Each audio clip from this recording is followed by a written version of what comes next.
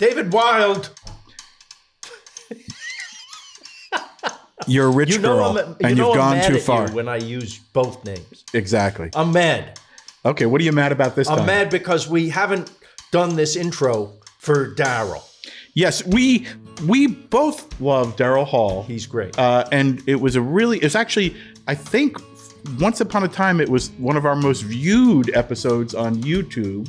People like him. And then it was taken down because we put a little too much music in there. Yes. So what we're doing is we want people to hear this interview because Daryl's one of the great vocalists of all time, an artist. And it is right now, as we're speaking, exactly 50 years ago that I discovered, I heard Rich Girl from the album Bigger Than Both of Us by Hall & Oates.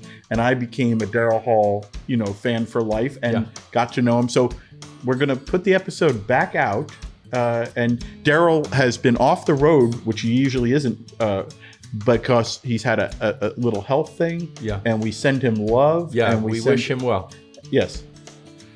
Everybody, here's our conversation with Daryl Hall.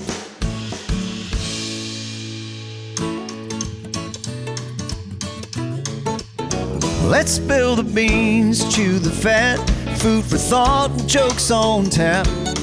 Talking with our mouths full, having fun. A piece of cake and humble pie, serving up a slice of life. Leave the dressing on the side, it's naked lunch. Clothing optional. Phil and you are, in my head, two guys who have managed to do the impossible, which is make your dream show. Literally live from Daryl's house, and Phil does a show on Netflix, Somebody Feed Phil. You've made your ultimate dream shows where you put together everything you love in one place. And of course, when you hit your dream, the industry rewards you greatly. Well, I'm waiting for that. I was being sarcastic. Talk to this other guy that's in the fucking podcast here. That's funny. Yeah. Don't you feel like if you do something because you love it so much, they know that? Well, that I will agree to. I want to tell you something. I hope I don't jinx it by saying it. Yeah. Since I've been doing this show, I'm getting, it's almost like a viral thing when I'm on stage. People yell to they yell to each other and they yell, "We love you, Daryl. We love you, Daryl." They just keep doing that all the time. Oh. Now that's weird. I've been to a lot of rock concerts in my life, and that kind of response, it's real. It's a real thing, and people are trying to show that they nice? really like the show and like what I do. Yes. It's very encouraging. It's certainly better than the alternative. And Dave, you know. Yes, exactly. I've had that. The great irony is, though, in a way you're opposites, because Phil was in the writer's room creating all these TV shows, wanting to see the world. You were seeing the world for 40 years, touring everywhere, which you still do, but you found a way to basically initially stay home and then at least go to your own club. That was exactly the idea. I just said, why, not why, but I've been traveling around. Why don't I turn everything upside down? Have no audience, be in my house, have the world come to me. And that was the simple thought that I had. It's such a beautiful show. I just love the ease of it and the fun that you are obviously having and the guests that you have. It's just wonderful. Wonderful. Well, I certainly have a good time doing it. And you get to keep doing it? Yeah, I think we're going to start doing shorter, do them in groups of two now. I see. Every once in a while, just do 2 episodes and then throw it out because it's all on my channel on the YouTube now. Yes. So, I can just add to it.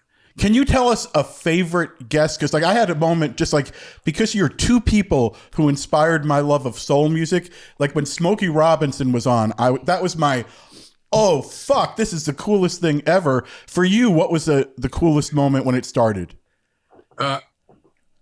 Smokey Robinson, you hit it on the head because it was early days and he was my teenage. I actually was lucky enough to meet him back in Philly when I was a teenager. And he was always really nice to me and encouraging and got me started, helped to get me started. And I've never lost track with him, or contact with him. And then when I was looking for guests, and I said, well, maybe I'll just call Smokey on the phone, and I did. That was as simple as that. And he went, yeah, that'll come up, and I was shocked because my house was not that easy to get to. I live in a different place now, but where are you? Where are we talking to you now? Far away. Where are you right now? Say what? Where are you right now? I'm in Connecticut. I'm closer to New York. 50 miles from New York City. Yes. But the Daryl's house, the club, because it went from Daryl's house to creating a club, Daryl's house, is in Pauling, New York, where I spent every summer of my childhood at a lake house. It's one of my favorite places on earth. And I wonder, for you both are food related in your shows. You both don't look like you actually eat, but I think you both do. I'm eating right now. What's it like? Do you get into the food, being the restaurateur at that part of running a club? Absolutely. That club, I literally built the place with from scratch. It was it looked completely different than what I did, and I ordered the silverware and the tableware and designed the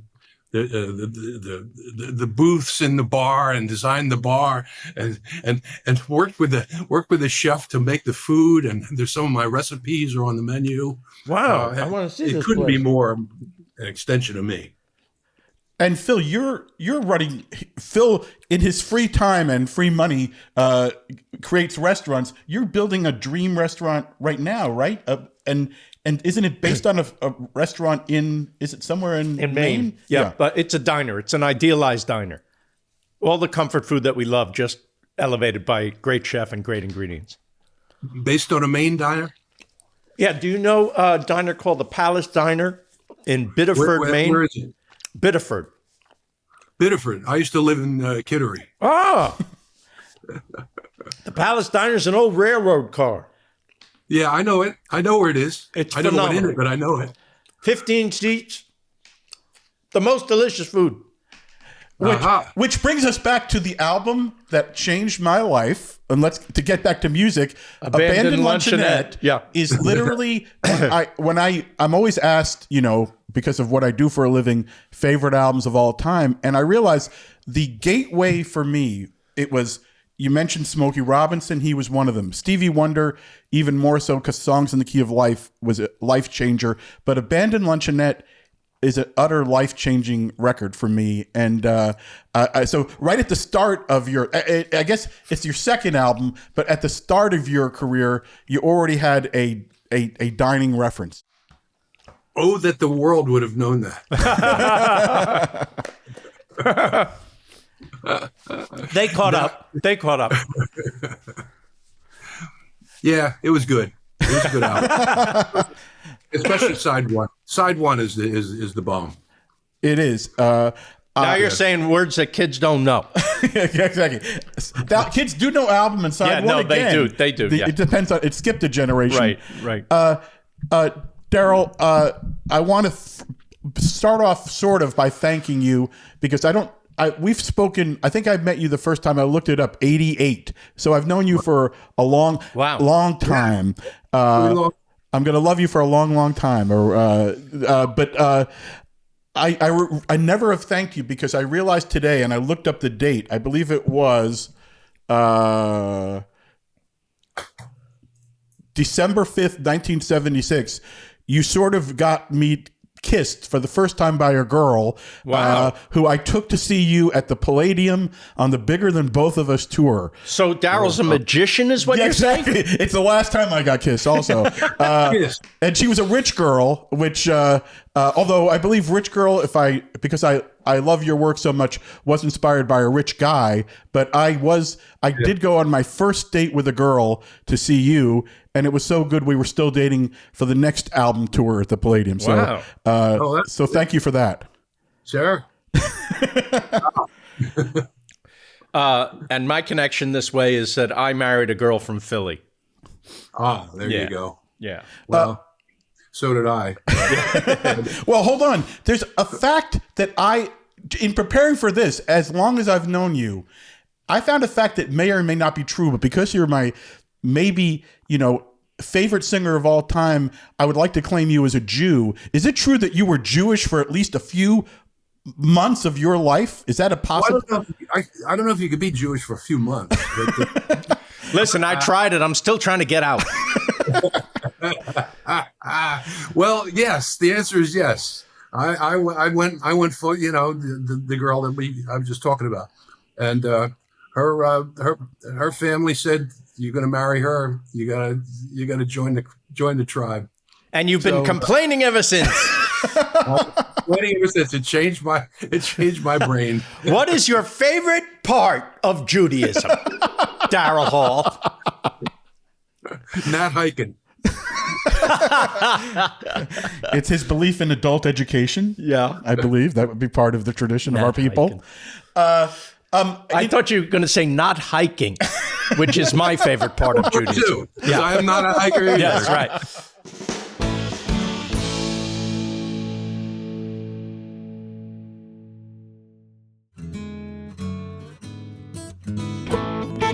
About your Philly connection and how important that is in your story, we have a question, a guest question for you from Jimmy Jam, a big fan of yours. In fact, one of the last times I saw you, he was sitting 2 rows in front of me, and I had to ask him to sit down because he was getting in the way of you and Todd Rundgren. Well, his hat. And the hat alone. But here's a question from Jimmy Jam for you.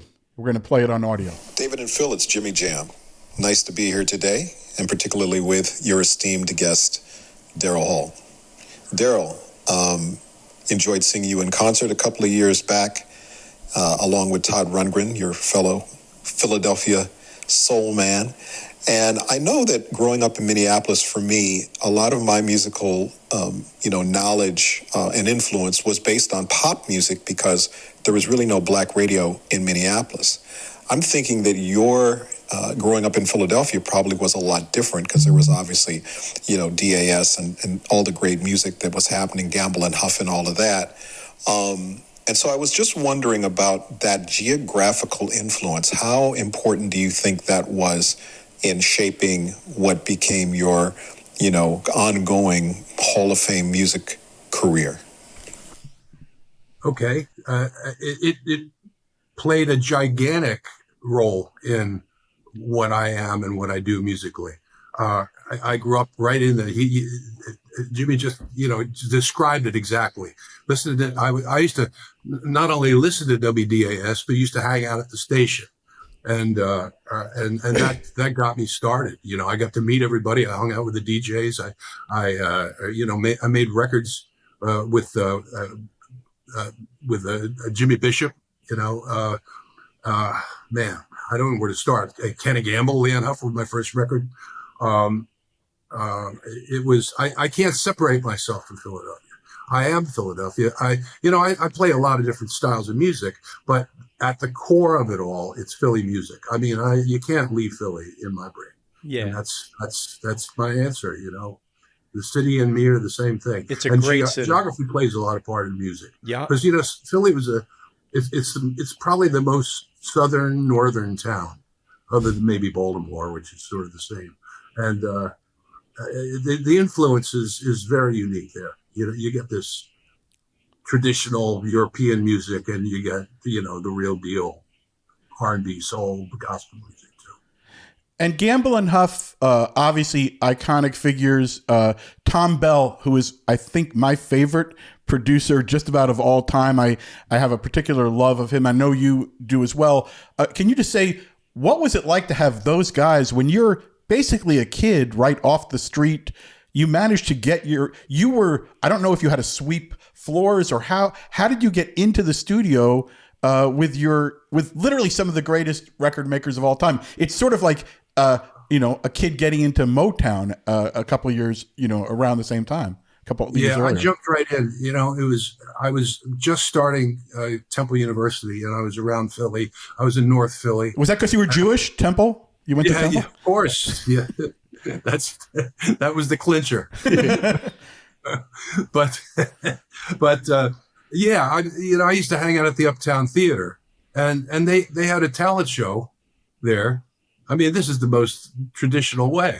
And I sang with my buddies there, the Temp Tones, named for Temple University. And we did a talent show. We won the talent show, and they gave us a single deal with the Gamble and Huff. Wow. And that's how I got started. I went right in, and I started work with Kenny and Leon and all those guys. And then I became friends with Tommy Bell. I mean, I was like good friends with Tommy. I used to go hang out with him, and we'd sit there and he'd be writing songs, and he liked to philosophize as he was writing and talk and everything. And I spent a couple of years just hanging out with those guys, and started playing with MFSB. I was kind of on the B team of the MFSBs, and they became my friends, and they became part of my life. You know, I mean, Jesus, I was a very lucky guy. But when I'm listening to this, it sounds like you've always been into this kind of music, but you were classically trained, weren't you? When I was a kid, my mother was a vocal teacher, and she was more like, she played in a band, sang in a band, but she was sort of traditional, classically trained. She's used to sing sort of that operetta style and all that. You know, she was a product of her time, and the 40s kind of thing. Yeah. And but she taught me how to sing, you know, and she got me started. And she was she dragged me on stage and things like that. So I was very familiar with that whole road band thing at the earliest of ages, like 2 years old. Do you think that, I mean, obviously it made you who you are, everything does. Do you think it's important to have a classical training for any kind of music? Well, it helps because you understand structure. Yeah, I understand structure. And when I was in Philly and I was doing all this stuff with Gamble and Huff and everybody, I was going to Temple Music School. Right. So I was increasing that knowledge of arrangement and music history. The whole thing. I spent 5 years in college learning that stuff. Do you listen to classical music? Not a lot.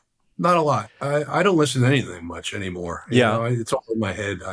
I'm not a good audience. Were the Temp Tones a way of rebelling against your early education? No, not at all. You just loved it. I mean, it wasn't one of those things where I had this strict classical training and I broke off from it. Yeah. It was all very loose. I mean, my mom just happened to be that. Yeah. But she liked, she had eclectic taste as well. Great. You got your 10,000 hours, it seems like, partly around these geniuses in Philadelphia and, soul R&B titans.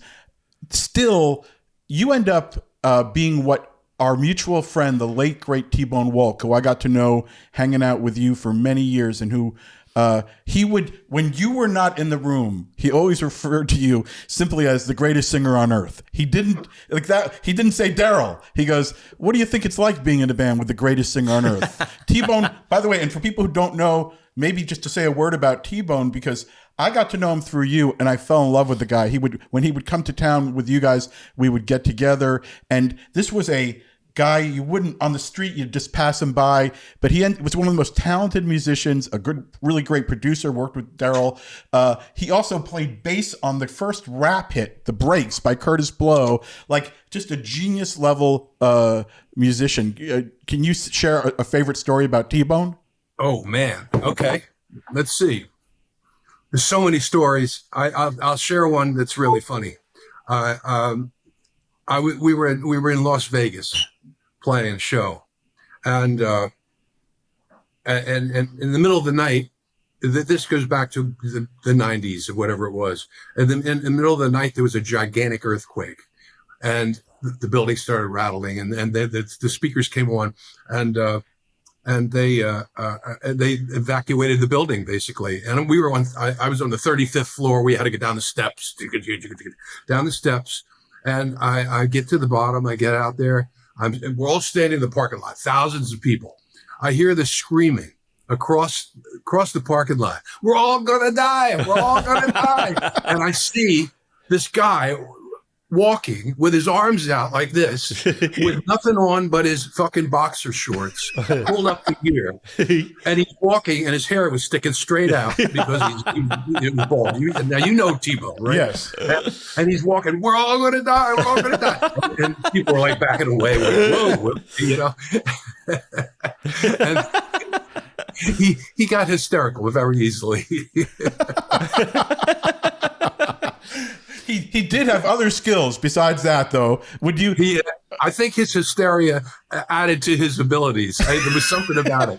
Yeah, sometimes he happened to be the greatest bass player in the world that I know, anyway, that I ever worked with. And do you plead guilty to his charge of you being the greatest singer on earth? I would never be a person to say that, but I'm pretty good at what I do. That's all I can say. I don't. I can't go any farther than that. I was thinking about, because this new album you have, D, the latest record, because I got to see you with Elvis Costello recently, but this record is absolutely wonderful. And I want to thank you for not saying no to this interview, because after we fucked up the first time, I was pretty sure we'd never talk to you. And Phil and I wanted to ask any advice, because we're two guys who do this show together, like the Sunshine Boys, that can be very tense, and you might have some knowledge of that. It can get difficult. Any advice for us how two guys can do a podcast together and not without driving each other crazy? Yes, exactly. Any advice on that, since you got a good 40, 50 years of that? I'm the best person to give advice on that.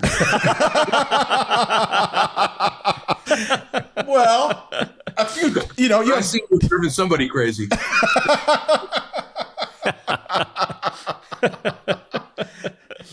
Well, again, a different question about collaboration. One thing, when I go back and was going through song by song, Phil likes that, you can tell.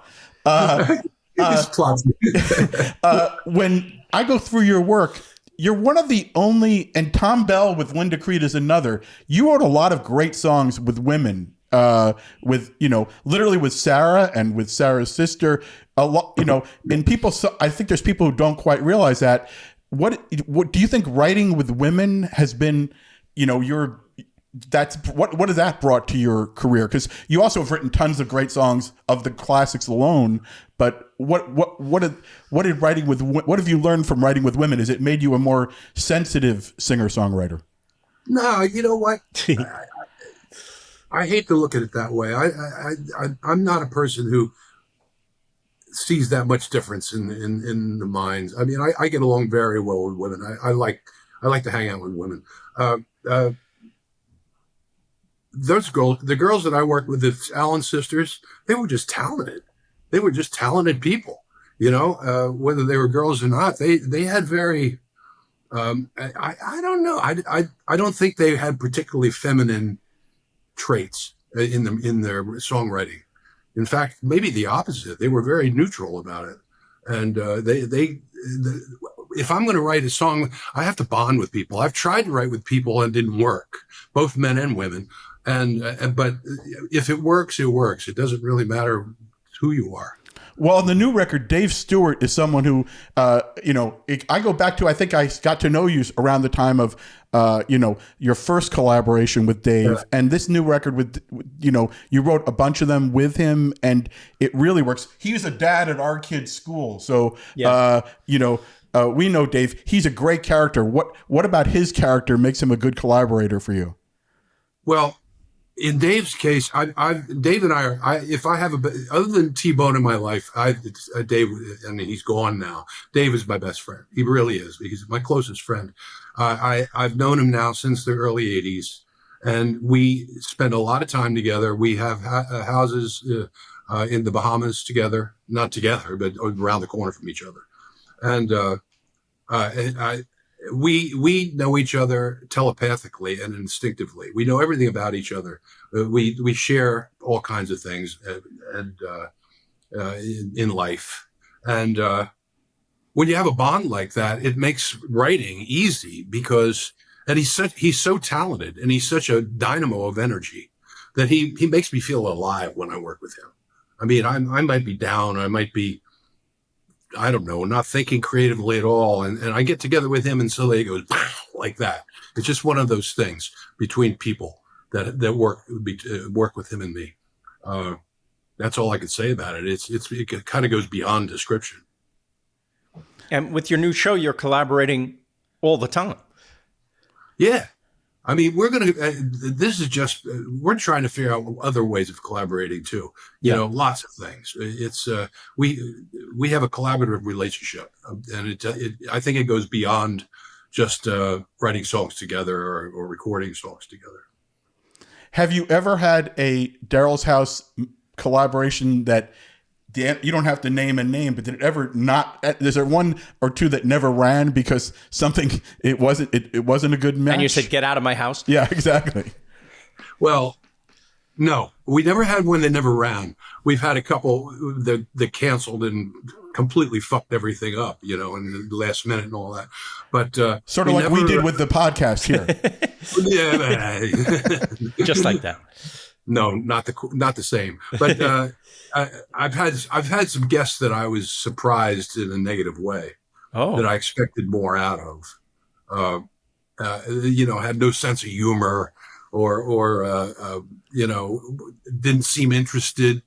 I had this one group which I don't want to name names, you know, but they were just looking at their phones, you know, they were kids, and they didn't know. And I said, so what? You know, I was trying to get out of them. What are your influences? And they looked at each other, and they were like, they didn't have any answers. They had no influences. What? And one of them finally said, well, we kind of like Paul McCartney. And I was like, okay, that's the sum total of your influences. They were, you know, I was trying to get something out of them, and they're looking at their phones, and you know, and they suck basically. But anyway, Are you, when you do have a young person who you are a big influence? Because there's even like my kids' generation, I think. Even like You Make My Dreams, when that was sort of featured in the film a few years ago, like my kids asked me, because my wife and I always went to see you at the Hollywood Bowl, you know, when there was a 4th of July show. My kids started asking to go. When you do meet young people who have gone down the rabbit hole, do you appreciate how, you know, when there's someone who wasn't born when the music came out who loves it? I totally appreciate it. You know, those duds aside, most of my favorite shows are with new people because they're so surprising. Yeah. And they have no preconceptions. They walk in like puppy dogs. I mean, I hate to say it that way, but that's really it. It's like, oh, let's go. Yeah. Let's play. And they're not uptight about us taking their songs and playing them our way, you know, because they haven't played them for 40 years another way. Yeah. And stuff like that. So it's really refreshing to interact with new artists. I really like that's, other than my friends that come on or people that I've idolized or whatever. That's my favorite things. Can you name one young artist who was just wonderful with the way they worked into your house? There was way back. I don't really like to name any. There were a number of them that were new. I think in general, I hate to generalize, but I will generalize that there is a certain attitude that the young kids they just bring something in that inspires me, and I wouldn't want to single anybody out. We have some friends who have covered your songs. Lake Street Dive. I don't know if you've heard their rendition. Of Rich Girl? Of Rich Girl, Lake Street Dive. Oh, yeah, sure. They're terrific. I've heard them. They were going to come on the show. Yeah. There was something went down, but I know about them. And Bird and the Bee. Yeah. They did a whole album of covers. Two things I wanted to ask about that I've recently seen or encountered. One was this Greatest Night in Pop, that We Are the World doc that came out. I wondered what it was like for you, because I seem to remember, is it right that Diana Ross came up to you to say, I don't know if she was asking for your autograph or telling you you're her favorite artist. What's it like when Diana Ross, I figure you might have grown up around the Supremes era. You might have been a kid hearing those records. What was that like? Well, the whole We Are the World experience was so strange that because we everybody right at the door, they said nobody in here but the artist. So all the assistants, all the hangers on, all the entourage people, all were barred from the room. Yeah. And everybody suddenly found themselves together with no support system other than each other, who, people like their peers, basically. And people reverted in the strangest ways to this kind of junior high level. It was like, that was that autograph thing. And I felt like everybody was like acting like they were in the 8th grade. And it was very strange. Everybody's walking around. Oh, isn't this exciting? Here, can I sign your autograph? And I'm like watching all this, and it was. I don't know. I found it bemusing, if you want the truth. It's a great documentary, though. Did you watch it? I did not. I was there. Diana Ross, you did go on to work with her. Was that a memorable experience for you? Yeah, it was fun. She's a pro, and I mean, she was great, and I really liked her. I mean, I like her as a person, and Sarah and I wrote the song "Swept Away" with her, for her, and Arthur Baker, produced it with us, and it was a fun experience. It was really good. Yeah.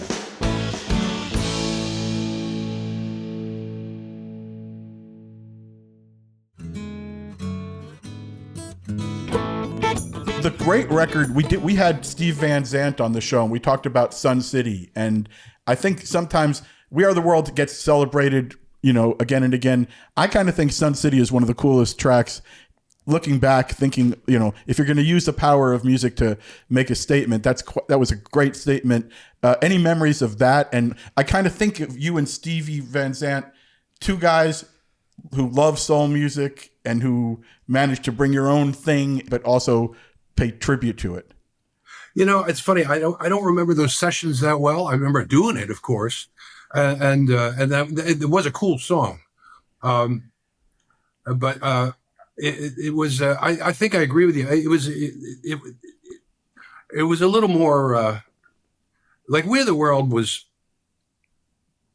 How do I say it? It was an idealistic idea, and it was of the people with the best of intentions. And where it went, I don't know. I'm a little cynical about all that. Sun City was a little more direct. I mean, we were talking about something that actually was happening. That was time to make stop, and it was a little more of a direct. It was literally a protest song, and it was a little more strident. That's the best word I could use. Why don't we see that more often now? Because there's certainly things to protest. Everybody seems to be all upset and crazed about all kinds of things, but nobody's doing anything like this anymore. I don't know, man. Maybe people need to do it more. Do you think it's because they're afraid of losing audience that might be on the other side of an issue? Probably everybody's scared because everything's so polarized. Yes, it's true. Daryl, you've traveled so much in your life. Do you have favorite cities in the world that you love? Yeah, I mean, I lived in London for a long time. Oh, what a great, yeah. And that's because it is is my favorite city. How long did you live there? Oh, off and on from I had houses from 1989 up until now. Wow. So that's all those years, but I was there in the 70s as well. Great. But I mean, I had family and everything. I got married to an English girl. Ah. And you saw the food scene explode over there too. Now it's a great food town. I came over right at that time. Yeah. When I first was there, when I first bought the house in the late 80s, all the supermarkets and everything was still closed on Sundays. The whole thing, Yeah. and there was really no good food. And it suddenly popped like crazy in the 90s. I mean, it became a really great food center of the earth, really. Yeah, just like LA, really. Yeah.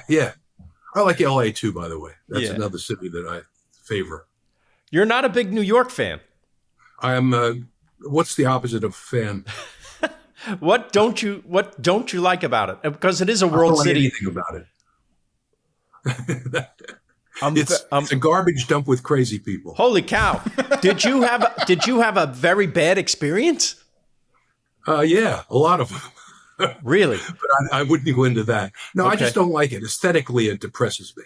Wow. All right. Listen, We're all entitled. London is certainly, fair to say, prettier. Oh yeah.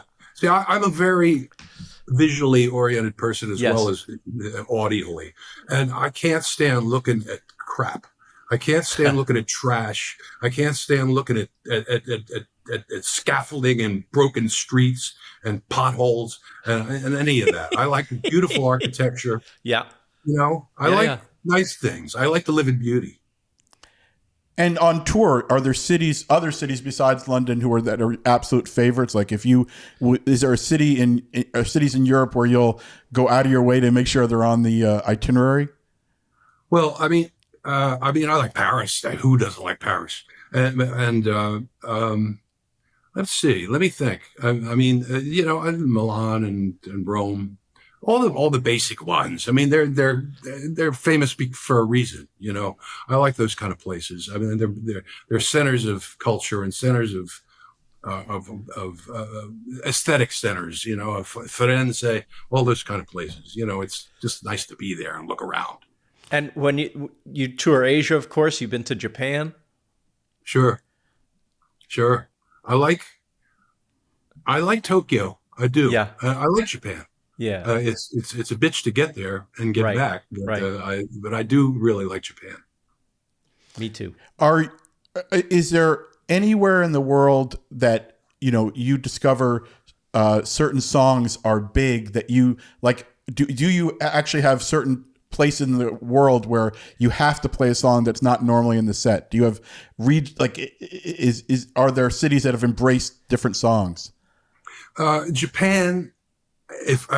Japan is nuts over Private Eyes. They if I wouldn't play that, they would throw something at me. No, they wouldn't. They're too polite. No, you'd be surprised. Really? No, they know how to get excited. Can I ask you about a few songs I'm crazy about that? I'll tell you one every time I see David Foster at any event, I always, when I'm in a conversation with him, I always just ask about Along the Red Ledge and Ecstatic, which are two records I'm mildly obsessed with that he produced. And I think they were like his earliest productions. And every time at a certain point, he goes, "Why don't you ask me about anything but Hall & Oates?" And it's like, because to me, you peaked with Hall & Oates. I don't think he doesn't like that idea. No, he does not like that idea at all. But I wanted to ask, Wait for Me is, I think, one of the greatest songs ever written. I've been married for 30 years, but every breakup of my life, I sort of was, I found myself singing that to myself. It's a Laugh from the Along the Red Ledge. Those are two songs that mean the world to me. Do either one mean much to you now still? Yeah, both of them. I really like It's a Laugh. I really like a lot, and I do still play that with frequency.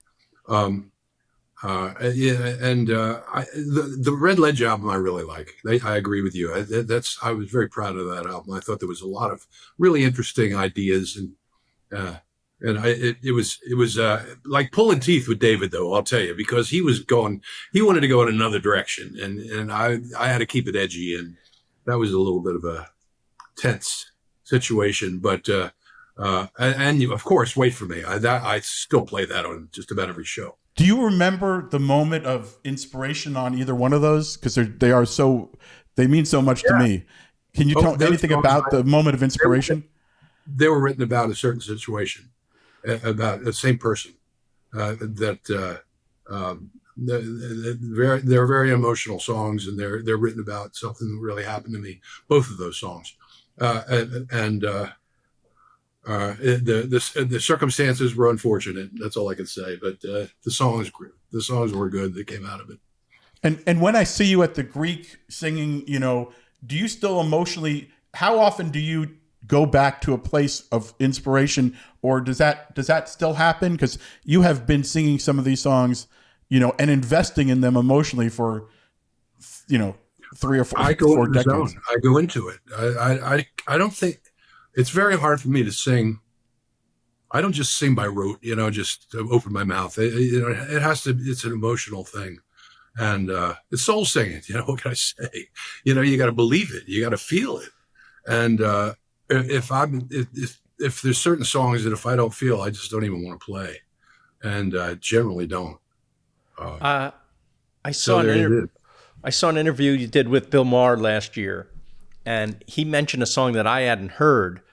And when I listened to it, I loved it. It's called Romeo's Bleeding. Romeo's Bleeding. I love that song. I'm so happy that Bill talked about that. Yes, it's a great. You know it, David? Yes, I do. You know everything. I have bought.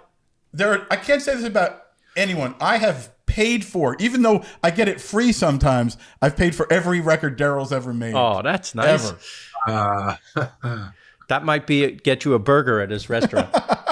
What is your favorite dish at your restaurant? My favorite dish is I make a lamb tagine. They do my lamb tagine recipe. That's your recipe? Yeah. Did you go to Morocco and have a great tagine, and that's where I did not, but I adapted. Wow. I make it my certain way. I want that. I'm coming over. That's great. You'll like it. It's good. good. Oh, boy. What else you got there? Is it international cuisine or is it all Moroccan food? Yeah, it's eclectic. Well, just like the Daryl's House show, there's lots of different things. A lot of things were inspired by the guests. A lot of things were when John Resnick was on. He's from Buffalo, New York, so he made chicken wings. Oh, and I have John Resnick's chicken wings on the menu. Great. Things like that. Great, that's great. But there's. I mean, it's sort of eclectic diner food. That's the best way I could put it. Maybe a little higher level. Well, lamb tagine. We're not going to have that at our diner, but I love it as a special. That brings me back to the luncheonette, abandoned luncheonette.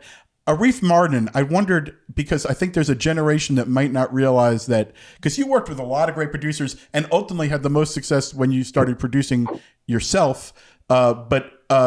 What was Arif Mardin like as a guy? Because I love his work so much. I'm assuming I would love the guy, and I never got to meet him. You would have loved him. You would have absolutely loved him. He was one of my favorite people I ever knew in life. He defined gentleman. He was a very soft-spoken but cultured. Man, I don't even know where to go with that. He was such a nice person, and also, but he wasn't no pushover. He had very strong feelings, and but he knew how to put them across in the most gentlemanly of ways, and he could adapt to anything. You could come in there with a kazoo and play a song, and he would understand it and figure out how to make that sound cool. He was kind of like George Martin in that way. That's the only other producer I can think of that had that kind of attitude from that period of time. And I was incredibly influenced by him. And Todd Rundgren, who did produce a crazier record with you, and then you subsequently he's toured opening for you. You've got what's your favorite Todd story? Because I know Todd a little bit, and he is another great character, another fascinating guy. Yeah, I don't know. He's I don't know if I have any good stories. The early days. He's a funny. He never followed. The first time I met Todd was very appropriate. I met him at a showing of Fantasia in the city in New York. So that was a very appropriate way to see Todd. I met him before that, but I hadn't seen him in years, and that was actually what inspired us getting together and doing the War Babies album, which makes sense if you think about that. It was pretty trippy. Yeah, it was a very trippy thing. Todd again, he doesn't follow. He's so opposite land, I mean, in the '60s, he was like in Philly. All of his friends were all smoking pot, doing whatever they were doing, and he was like anti everything. He didn't want anybody to touch anything, and he was a real prude. And then after everybody kind of like that faded away, then he decided he was going to go to the moon. And he proceeded to do so. And that was around the time that I was doing the War Babies album. So he was, he has a really droll sense of humor, and oh man, where do I go with it? You don't have to. You're going to tour with a guy I just saw who I think Jonathan also works with. Howard Jones is going to open for you, I think, some tour. Can you talk about what you have coming up the rest of this year? Yeah. Howard was one of the later most recent shows that I did. And we just got along. He's a really good guy. I wound up doing something unprecedented. I left the club after the Daryl's house, after we did it, in the evening, and his wife and daughter were there. I said, "Come on over to my house," but literally my house where I'm sitting right now, and we hung out for like hours, just talking and hanging out and getting to know each other, getting to know the family and everything. And we bonded, man. He's a good guy. He's a really, really nice person and a really good singer. And I'm really happy that I'm going to be going out with doing some work with him. And what's it like for you to pick tours and pick someone to, because you've had some pretty great artists opening for you in recent years, and I don't know, is that something that you and Jonathan, Wolfson, who's been working with you for recent years, how do you figure out who helps the ticket sales, who makes sense on a show, how and for me it's David Wild. Yes, exactly. I'm quite an opening act. It's you're kind of describing it by saying that. It's who helps, it's a combination of how it's going to work as a Daryl's House show, and can that person bring people in?